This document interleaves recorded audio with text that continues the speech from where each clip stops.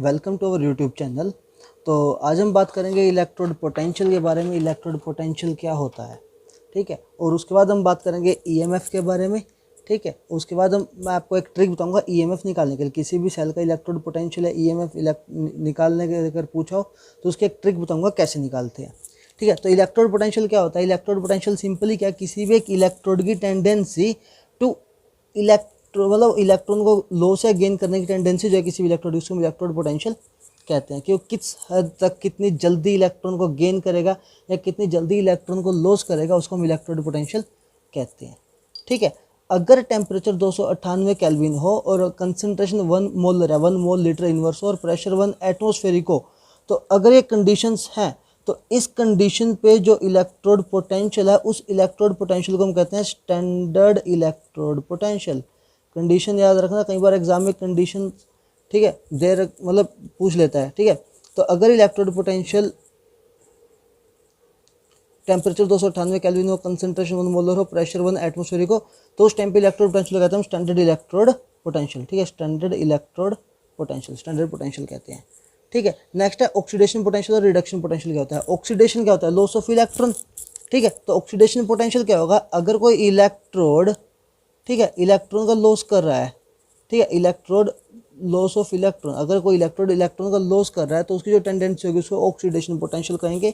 और अगर वो उस इलेक्ट्रोड पे, ठीक है, रिडक्शन हो रही है यानी कि गेन ऑफ इलेक्ट्रॉन, यानी कि अगर वो इलेक्ट्रॉन का गेन कर रहा है एट दैट टाइम जो पोटेंशियल होगा उसको हम रिडक्शन पोटेंशियल कह देंगे, ठीक है।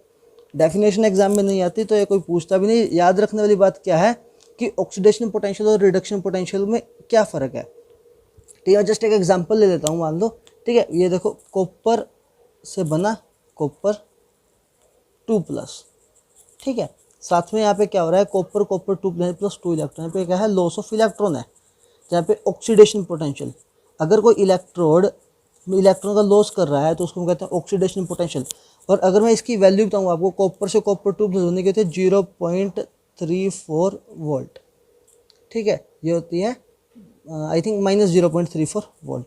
इसको ऑक्सीडेशन पोटेंशियल माइनस में था, -0.34 वोल्ट, ठीक है। और अगर मैं इसी सेम इलेक्ट्रोड का रिडक्शन पोटेंशियल लिखूं, यानी कि कॉपर 2+ 2 इलेक्ट्रॉन गिविंग कॉपर, तो इसकी वैल्यू आएगी 0.34 वोल्ट। यानी कि ये दोनों वैल्यूज़ बिल्कुल सेम है, बस इनके साइन में फ़र्क है, ठीक है। ये चीज़ हमेशा याद रखना, रिडक्शन पोटेंशियल और ऑक्सीडेशन पोटेंशियल की वैल्यू बिल्कुल सेम होती है, बस उनके आगे का जो निशान होता है, साइन होता है, वो थोड़ा अलग होता है, ठीक है। अगर एक प्लस है तो दूसरा माइनस होगा, ठीक है। नेक्स्ट हम बात करते हैं ईएमएफ के बारे में। ईएमएफ क्या होता है, ठीक है। अगर मैं बात करूँ ईएमएफ ऑफ इलेक्ट्रोकेमिकल सेल, तो ईएमएफ क्या है? EMF is the difference in the electrode potential, ठीक है। ईएमएफ क्या है? इलेक्ट्रोड पोटेंशियल का डिफरेंस, यानी कि जो इलेक्ट्रोड्स का पोटेंशियल उनके बीच का डिफरेंस। कब? जब यहाँ पे कोई भी करंट फ्लो नहीं कर रहा, when there is no current is flowing through the circuit, ठीक है। जब हम मतलब +2 वगैरह में थे, छोटी क्लासेस में थे, तो अपन लोगों ने ईएमएफ पढ़ा है, ठीक है। तो हम ईएमएफ क्या लिखते थे? ईएमएफ इज इक्वल्स टू में ई कैथोड माइनस ई एनोड, ऐसा कुछ लिखते थे ना, ठीक है। या फिर हम लिखते थे ईएमएफ का formula EMF is equals to में E of right hand side minus EMF of left hand side, ठीक है। भाई ये फॉर्मूला उस टाइम तक तो ठीक था। अगर मैं आज की बात करूँ, आज ये फॉर्मूला ठीक है लेकिन गलत भी है, ठीक है। ये फॉर्मूला सिर्फ तभी एप्लीकेबल है अगर मैं बात कर रहा हूँ in terms of reduction potential. अगर आप सिर्फ रिडक्शन पोटेंशियल की टर्म्स में बात कर रहा हूँ, ये फॉर्मूला तभी चलेगा अगर मेरे को एग्जाम में ऑक्सीडेशन पोटेंशियल दिए हों, ठीक है, और मैं तब ये फॉर्मूला लगाऊँ, तो ये फॉर्मूला गलत है, ठीक है। आई समझ? तो अब हम एक मतलब क्वेश्चन करते हैं, ठीक है। देखिए क्वेश्चन क्या है कि एक इलेक्ट्रोड दिया हुआ है, एक सेल दिया हुआ है, जिंक 2+, कॉपर 2+, कॉपर, इसकी हमको ईएमएफ निकालनी है। यहाँ पे इनकी स्टैंडर्ड इलेक्ट्रोड पोटेंशियल की वैल्यू दी हुई है, ठीक है। अगर मैं वो +2 वाले फॉर्मूले से निकाल दूँ तो उसमें क्या होता था, EMF of a cell is equals to में E of cathode minus E of anode, ठीक है। तो अब यहाँ पे देखो, अगर रिडक्शन पोटेंशियल दिए हों, ये फॉर्मूला सिर्फ तभी लगा अगर मुझे रिडक्शन पोटेंशियल दिए हों, ठीक है। तो ई ऑफ कैथोड, ये मैंने आपको बताया था कि ABC हमेशा याद रखना। एनोड ब्रिज कैथोड, यानी कि ये वाली चीज़ कैथोड है। कैथोड पे क्या है, कॉपर 2+ कॉपर में कन्वर्ट हो रहा है। इसका रिडक्शन पोटेंशियल वैल्यू क्या है, 0.34 वोल्ट। तो अगर मैं ईएमएफ निकाल लूँ, ईएमएफ क्या आएगी इसकी 0.34, बीच में क्या है माइनस ई ऑफ एनोड, ठीक है। एनोड की अगर मैं ईएमएफ की बात करूँ, ठीक है, अगर रिडक्शन पोटेंशियल की टर्म्स में दे रखा है तो क्या -0.76, तो बात करूँ 0.34 minus plus 0.76 is equal to 1.10 volt, ठीक है। ये तो ठीक था अगर हम +2 वाला करें, लेकिन एग्जाम में ना हमारे पास इतना टाइम नहीं होता कि पहले हम इसको रिडक्शन पोटेंशियल देखें, अगर नहीं दिया तो कैसे करना है, ठीक है। एग्जाम में करने की एक ट्रिक दूंगा। अभी एक बार आपको दूसरे तरीके से दिखाता हूँ। अगर मान लो इसके पास हमें ऑक्सीडेशन पोटेंशियल दिया हो, ठीक है, तो मतलब ईएमएफ को फॉर्मूला एक और भी लिख सकते हैं हम, ई of anode minus E of cathode, ठीक है, हो गया ना बिल्कुल अलग फॉर्मूला, ठीक है। तो ये कब एप्लीकेबल है, अगर हमें ऑक्सीडेशन पोटेंशियल दिया हो, ठीक है। अगर मैं इस सेल में यहाँ पे इसका ऑक्सीडेशन पोटेंशियल लिखूँ तो माइनस का क्या बन जाएगा 0.76 वोल्ट, और ये वाला जाएगा -0.34 वोल्ट। अगर मैं इसका ऑक्सीडेशन पोटेंशियल लिखूँ, यहाँ पे हमें रिडक्शन पोटेंशियल गिवन है, ठीक है। तो अब देखो ई of anode, EMF of anode, anode पे क्या है जिंक 2+, यानी कि अगर मैं एनोड की बात करूँ, एनोड पे क्या है जिंक का इलेक्ट्रोड, तो जिंक इलेक्ट्रोड का ऑक्सीडेशन पोटेंशियल क्या है 0.76 वोल्ट, तो 0.76 minus E of cathode, cathode पे क्या है कॉपर, कॉपर के -0.34, अगर मैं इनको ऐड करूँगा तो 0.76 प्लस 0.34 जो कि आएगी 1.10 वोल्ट, जो कि सेम है। यानी कि चाहे आप इस फॉर्मूले से करो चाहे आप इस फॉर्मूले से करो, सेम है, ठीक है। अब मैं बताता हूँ आपको एक्चुअल में क्या कैसे हम कर सकते हैं, ठीक है। तो ये देखो जो होता है किसी भी चीज़ का ईएमएफ क्या है, अल्टीमेटली एक पोटेंशियल डिफरेंस है ना। तो ईएमएफ क्या है, किसी चीज़ का पोटेंशियल डिफरेंस निकालूँ मैं, पोटेंशियल डिफरेंस वो किसके बराबर होता है, ठीक है, मतलब high potential minus low potential, high potential minus low potential, ठीक है। और ये क्या है कि अगर मैं ये बात करूँ ई कैथोड माइनस ई एनोड है, ई एनोड माइनस ई कैथोड, ये देखो कैसे होता है, क्योंकि देखो अगर तो मैं बात कर रहा हूँ रिडक्शन पोटेंशियल की, अगर तो मैं बात कर रहा हूँ रिडक्शन पोटेंशियल की, ठीक है। तो अगर रिडक्शन पोटेंशियल के टाइम पे हमेशा कैथोड वाले का जो है पोटेंशियल ज़्यादा होगा। देखो यहाँ पे अगर मैं रिडक्शन पोटेंशियल के टर्म से बात करूँ तो हमेशा कैथोड वाले की वैल्यू ज़्यादा होगी, तो इसलिए फॉर्मूला एप्लीकेबल है, ठीक है। अगर मैं बात कर रहा हूँ ऑक्सीडेशन पोटेंशियल के टर्म्स में, ऑक्सीडेशन पोटेंशियल के टर्म्स में देख लो, ऑक्सीडेशन पोटेंशियल में हमेशा एनोड वाले की जो है पोटेंशियल जो है वैल्यू, इलेक्ट्रोड पोटेंशियल की वैल्यू ज़्यादा होगी, तब ये वाला फॉर्मूला लगेगा, ठीक है। तो पोटेंशियल डिफरेंस ये फॉर्मूला क्या चेंज होता है, क्योंकि पोटेंशियल डिफरेंस हमेशा क्या होता है high potential minus low potential, ठीक है। तो अब ना मैं आपको एक अलग से अप्रोच बताता हूँ कि हमको एग्जाम में अप्रोच कैसे करना है, हमको इसमें इस लफड़े में पढ़ना ही नहीं है, यहाँ पे कंफ्यूज होते हैं, ठीक है। तो हमें एग्जाम में कैसे अप्रोच करनी है, देखो मैं अगर सेल लिखूँ जो ऊपर लिखा था जिंक सॉलिड से zinc 2+, salt bridge copper 2+ copper, ठीक है भाई। एग्जाम में अप्रोच करने का सिंपल तरीका है, आपको लेफ्ट हैंड साइड से अप्रोच करनी है, ठीक है, लेफ्ट हैंड साइड से अप्रोच करनी है, और जैसे जैसे दिया हुआ है ना वैसे वैसे चलते जाओ, ठीक है। जैसे कि यहाँ पे क्या है जिंक 2+ में कन्वर्ट हो रहा है, ठीक है। पहले इसका इलेक्ट्रोड पोटेंशियल लिखो, वैल्यू लिखो जितनी आएगी, साथ में कॉपर 2+ कॉपर में कन्वर्ट हो रहा है वो लिखो, साथ में बीच में प्लस करो, ठीक है। जैसे हम यहाँ पे देखें, यहाँ पे क्या है जिंक 2+ जिंक में कन्वर्ट हो रहा है, अगर मैं जिंक को जिंक 2+ में कन्वर्ट करूँ तो इसकी वैल्यू चेंज हो जाएगी, यानी कि -0.76 से अलग वैल्यू हो जाएगी 0.76।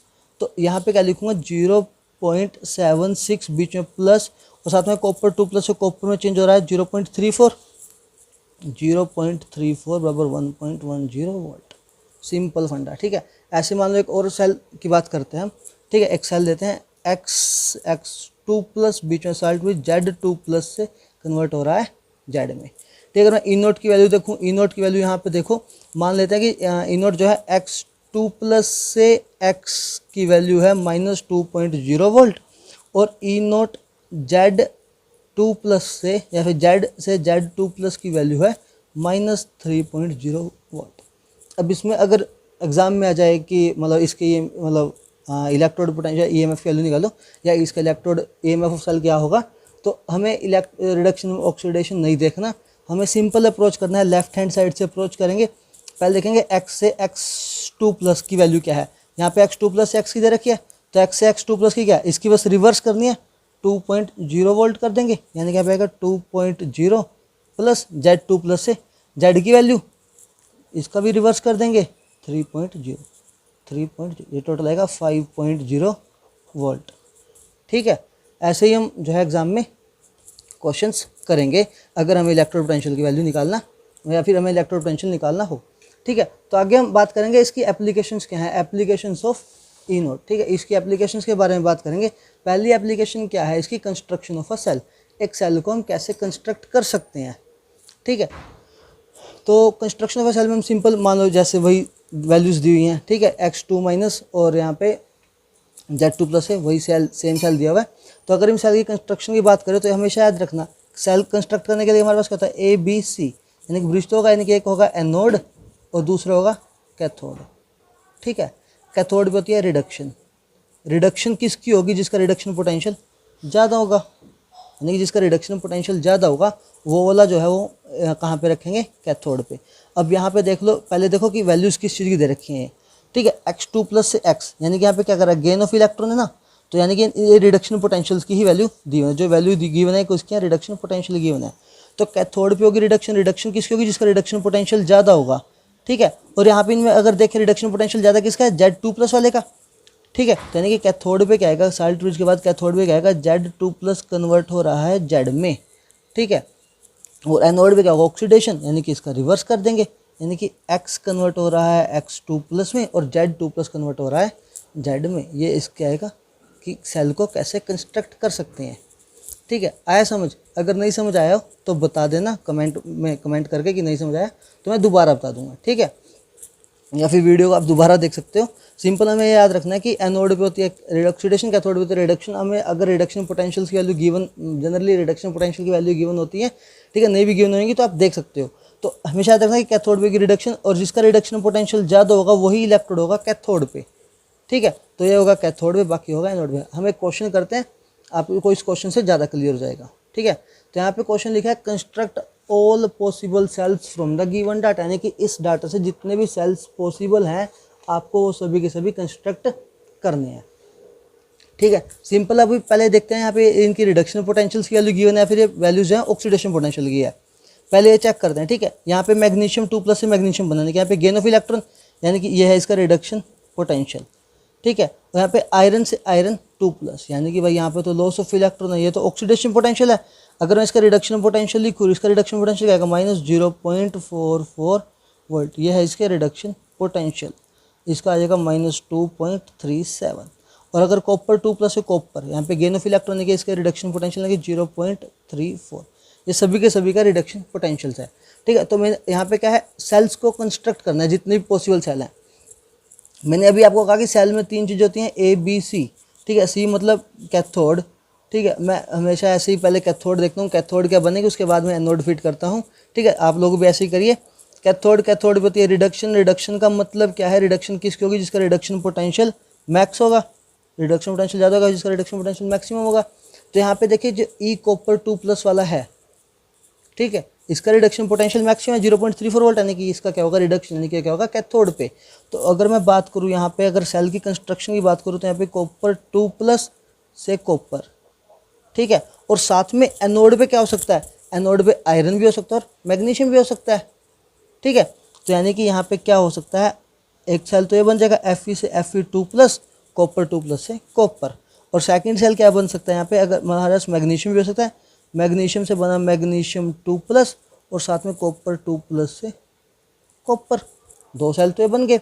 अब यहाँ पे एक सेल और बन सकता है, वो देखो कौन सा। अगर मैं बात करूँ आयरन और मैग्नीशियम के बारे में, ठीक है, तो यहाँ पे अगर मैं देखूँ तो यहाँ पे जो रिडक्शन पोटेंशियल है इन दोनों में रिडक्शन पोटेंशियल आयरन का ज़्यादा। ठीक है, तो अगर मैं बात करूँ जो थर्ड सेल यहाँ पे बनेगा, थर्ड सेल क्या बनेगा, थर्ड सेल बनेगा आयरन 2 प्लस से आयरन और साथ में यहाँ पे मैग्नीशियम से मैग्नीशियम 2 प्लस। ठीक है, अगर मैं आपको कहूँ अभी इन सब का EMF या इलेक्ट्रोड पोटेंशियल निकालें तो सेल का वो कैसे निकाल लेंगे, जस्ट सिंपल है, बिल्कुल सिंपल है। वो देखो कैसे, आयरन से आयरन 2 प्लस, ठीक है, यानी कि वैल्यूज क्या देखिए, Fe से Fe2 प्लस यानी कि 0.44 प्लस कॉपर 2 प्लस से कॉपर वैल्यू लिख दो 0.34। ठीक है। तो ये क्या आएगा 0.78 वोल्ट, यानी कि ये क्या इसका निकल है, ये हम क्या निकाल रहे हैं इसका EMF, ठीक है। EMF क्या आएगा इसे 0.78 वोल्ट। सेकंड बात करूँ मैग्नीशियम 2+ से कॉपर 2+ वाले की, ठीक है। तो मैग्नीशियम से मैग्नीशियम 2+ की वैल्यू देखो क्या है, मैग्नीशियम 2+ से मैग्नीशियम की है, ठीक है। यहाँ पे मैग्नीशियम 2+ से मैग्नीशियम की है जो कि -2.37 है, लेकिन हमें चाहिए इसका रिवर्स, ठीक है। तो हम इसको उल्टा कर लेंगे, क्या आएगा 2.37 प्लस कॉपर 2+ से कॉपर की 0.34 ऐड कर लो, 7 4 11 का 1 3 3 4 1 7 2.71 वोल्ट, ठीक है। अगर मैं थर्ड की बात करूँ, थर्ड में क्या है मैग्नीशियम से मैग्नीशियम 2+, हमें वैल्यू गिवन है मैग्नीशियम 2+ से मैग्नीशियम की, लेकिन यहाँ पे क्या है मैग्नीशियम से मैग्नीशियम 2+, ठीक है। अगर मैग्नीशियम से मैग्नीशियम 2+ की वैल्यू क्या है 2.37 प्लस, अब हमें क्या है आयरन 2+ से आयरन की वैल्यू चाहिए, हमें गिवन क्या है आयरन से आयरन 2+ की चाहिए अलग, तो हम क्या कर लेंगे इसका भी रिवर्स, ठीक है। आएगा प्लस 0.44, ठीक है, आ जाएगा -0.44। अगर हम इसमें से माइनस करेंगे, ठीक है, तो ये वैल्यू आएगी 1.93 वोल्ट, ठीक है। और देखो यहाँ पे तीनों वैल्यूज पोस्ट यानी कि तीनों सेल जो है कंस्ट्रक्शन तीनों सेल्स की पॉसिबल है। बात करेंगे सेकंड एप्लीकेशन के बारे में, ठीक है। सेकंड एप्लीकेशन क्या है ई नोट की, सेकंड है to predict oxidising and reducing trends. Oxidising और रिड्यूसिंग ट्रेंड्स को हम निकाल सकते हैं, ठीक है। वो कैसे, मान लो क्वेश्चन गिवन है ई मैग्नीशियम मतलब जो इलेक्ट्रोड पोटेंशियल्स की वैल्यू गिवन है मैग्नीशियम 2+ से मैग्नीशियम की, ठीक है। ये देखते हैं पहले हम रिडक्शन पोटेंशियल है ऑक्सीडेशन पोटेंशियल है। मैग्नीशियम 2+ में 2 इलेक्ट्रॉन गेन करे यानी कि इसकी RP की वैल्यू है, ठीक है। और ऐसे ही आयरन से आयरन 2+ ये मतलब इसकी OP की वैल्यू है, ठीक है। और यहाँ पे है कॉपर 2+ से कॉपर 2+ इसकी RP की वैल्यू है। अगर मैं तीनों RP वैल्यू लिखूँ, रिडक्शन पोटेंशियल्स की वैल्यू लिखूँ तो आएगा -2.37, इसका रिवर्स कर लेंगे, ठीक है, -0.44 प्लस 0.34, ठीक है। तो इसमें क्या एप्लीकेशन है, second application to predict oxidising and reducing trends, के हमें बताएंगे कि कौन सा ऑक्सीडाइजिंग एजेंट है कौन सा रिड्यूसिंग एजेंट, हम ये भी बता सकते हैं। वो कैसे बता सकते हैं, देखो पहला क्वेश्चन है स्ट्रॉन्गेस्ट ऑक्सीडाइजिंग एजेंट, ठीक है। अगर मैं स्ट्रॉन्गेस्ट ऑक्सीडाइजिंग एजेंट की बात करूँ, ठीक है, तो सिंपल यहाँ पे आप मेरे को पहले बताओ कि जो ऑक्सीडाइजिंग एजेंट होता है, ऑक्सीडाइजिंग एजेंट क्या होगा, जिसका खुद का क्या होगा रिडक्शन, ठीक है। और रिड्यूसिंग एजेंट क्या होगा, जिसका खुद का क्या होगा ऑक्सीडेशन। अब खुद देखो जिसका रिडक्शन होगा, यानी कि ऑक्सीडाइजिंग एजेंट वो हो जिसका होगा खुद का रिडक्शन, रिडक्शन किसका होगा, जिसका रिडक्शन पोटेंशियल की वैल्यू जिसकी मैक्सिमम होगी, ठीक है। और ऑक्सीडेशन किसका होगा, जिसका रिडक्शन पोटेंशियल मिनिमम होगा, ठीक है। अब मैं इसमें देख लेता हूँ कि रिडक्शन पोटेंशियल मैक्सिमम किसका है 0.34 वोल्ट मैक्सिमम वैल्यू ये है, यानी कि यहाँ पे रिडक्शन पोटेंशियल मैक्सिमम किसका है कॉपर 2+ का, यानी कि जो स्ट्रॉन्गेस्ट ऑक्सीडाइजिंग एजेंट होगा वो कौन सा होगा कॉपर 2+। और अगर मैं बात करूँ स्ट्रॉन्गेस्ट रिड्यूसिंग एजेंट की, स्ट्रॉन्गेस्ट रिड्यूसिंग एजेंट कौन सा होगा, जिसका रिडक्शन पोटेंशियल मिनिमम होगा। यहाँ पे मिनिमम वैल्यू देखूँ, मिनिमम वैल्यू क्या है मैग्नीशियम 2+ से मैग्नीशियम की, ठीक है। तो बात याद रखना हमेशा, ठीक है। तो यहाँ पे मैग्नीशियम 2+ से मैग्नीशियम की जिसका रिडक्शन पोटेंशियल मिनिमम होगा उसका ऑक्सीडेशन पोटेंशियल मैक्सिमम होगा, ठीक है। अगर मैं इसको चेंज करके लिखूँ ऑक्सीडेशन की टर्म्स में इस वाले को, यानी कि यहाँ पे तो मैग्नीशियम 2+ से मैग्नीशियम, अगर मैं इसको कन्वर्ट करूँ तो क्या होगा मैग्नीशियम से मैग्नीशियम 2+ में कन्वर्ट होगा, और इसकी वैल्यू फिर कितनी हो जाएगी 2.37 वोल्ट, यानी कि जो रिड्यूसिंग एजेंट होगा वो होगा मैग्नीशियम, ठीक है। हमेशा याद रखना जो भी ऑक्सीडाइजिंग एजेंट होंगे वो हमेशा कैटाइंस वगैरह ही होंगे, ठीक है। और जो रिड्यूसिंग एजेंट होंगे वो हमेशा मेटल्स होंगे, ठीक है। ये बात हमेशा याद रखना। कई बार एग्जाम में क्वेश्चन पूछ लेता है, मान लो एग्जाम में क्वेश्चन पूछ सकता है वो, मान लो अगर ये पूछे आपको कि मतलब बताओ इनमें से कौन सा स्ट्रॉन्गेस्ट ऑक्सीडाइजिंग एजेंट है, ठीक है। और वो आपको एग्जाम्पल दे दे, क्या क्या एग्जाम्पल दे, पहला कॉपर, बी दे दे आपको आयरन, सी दे दे आपको वो मैग्नीशियम, और डी दे दे none of above, none of these none of above. तो आप क्या टिक लगाओगे कॉपर लगाओगे तो भाई मरोगे, ठीक है। तो इसमें क्या आएगा नन ऑफ द अबव, क्योंकि स्ट्रॉन्गेस्ट ऑक्सीडाइजिंग एजेंट कॉपर नहीं कॉपर 2+ है, बात याद रखना। स्ट्रॉन्गेस्ट ऑक्सीडाइजिंग एजेंट जो है वो क्या होता है कैटाइन होता है, ठीक है। अगर यहाँ पर जो अगर रिड्यूसिंग एजेंट पूछता तो इसका आंसर मैग्नीशियम आ जाता, लेकिन अगर एग्जाम में स्ट्रॉन्गेस्ट ऑक्सीडाइजिंग एजेंट पूछा है तो कॉपर नहीं है वो, नन ऑफ दीज उसका आंसर आएगा, ठीक है। आज के लिए बस इतना ही। नेक्स्ट वीडियो में हम देखेंगे कि हाफ सेल का ई नोट कैसे निकालते हैं।